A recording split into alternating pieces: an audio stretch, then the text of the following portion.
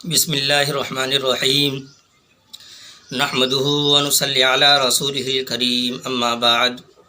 میرے محترم دوستو، اللہ پاک سے دعا کرے کہ اللہ پاک صحیح بات سننے کی اور غلط افواہوں سے بچنے کی توفیق عطا فرمائے۔ دوستو، آج کل سوشل میڈیا پر ایک چیز وائرل ہو رہی ہے کہ 12 مئی کو ثریا ستارہ طلوع ہوگا، جس سے کرونا جیسی عظیم وبا اور عالمی وبا پوری دنیا سے ختم ہو جائے گا۔ اچھی بات ہے کہ ختم ہو جائے، لیکن اس کی حقیقت کیا ہے، آئیے ہم اس کو جانتے ہیں۔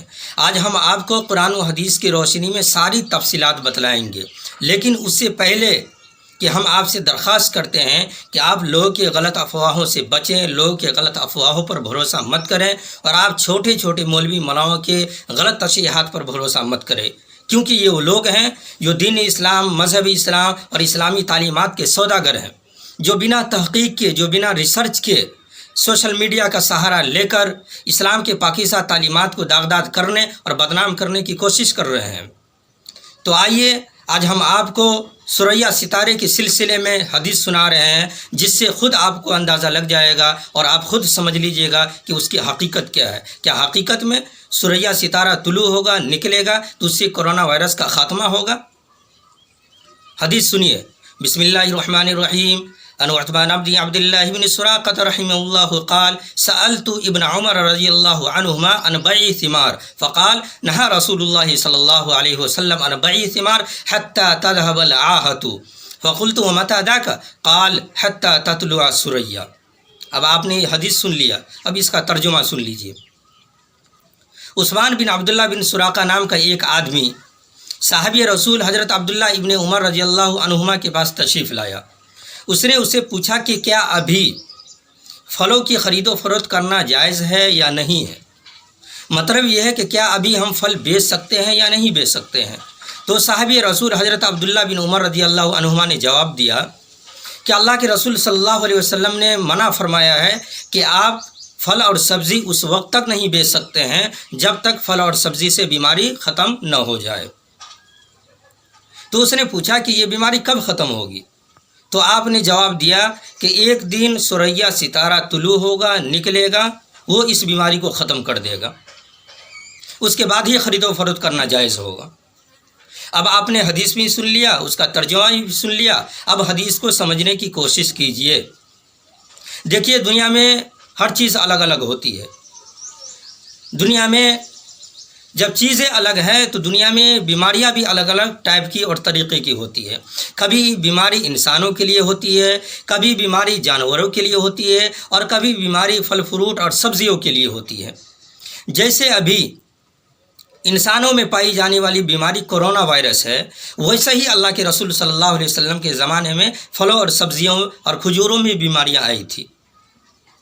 تو اللہ کے رسول صلی اللہ علیہ وسلم نے ارشاد فرمایا جب تک یہ بیماری پھلوں اور سبزیوں میں رہے گی، پھلوں کی خرید و فروخت کرنا جائز نہیں ہوگا۔ تو صحابی نے پوچھا اے اللہ کے رسول، یہ بیماری کب ختم ہوگی؟ تو اللہ کے رسول نے جواب دیا کہ ایک دن ثریا ستارہ طلوع ہوگا، نکلے گا، وہ اس بیماری کو ختم کر دے گا، اس کے بعد ہی خرید و فروخت کرنا جائز ہوگا۔ اب حدیث شریف پہ غور کیجئے۔ حدیث شریف سے صاف صاف پتہ چلتا ہے کہ جب ثریا ستارہ طلوع ہوگا تو وہ پھلوں اور سبزیوں کی بیماری کو ختم کرے گا، نہ کہ کرونا وائرس کو ختم کرے گا جو انسانوں میں ہے۔ اب اس واضح حدیث کے بعد بھی کچھ لوگ ثریا ستارے کے طلوع ہونے کو کرونا وائرس سے جوڑتے ہیں، جو کسی بھی اینگل سے صحیح نہیں ہے۔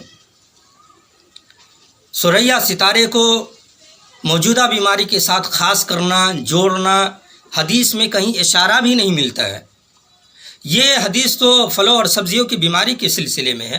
بڑے بڑے محدثین کا قول ہے، ہمارے حضرت الاستاذ حضرت اقدس مفتی سعید احمد پالن پوری دامت برکاتہم کا قول ہے کہ بھائی ثریا ستارے کو کورونا سے مت جوڑو۔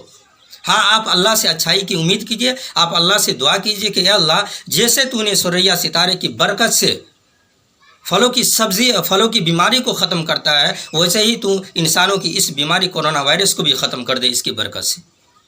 یہ اچھی چیز ہے، لیکن لوگ ثریا ستارے کے طلوع ہونے کو، نکلنے کو کرونا سے جوڑتے ہیں اور یہ کہتے ہیں کہ اس سے کرونا کا خاتمہ ہوگا۔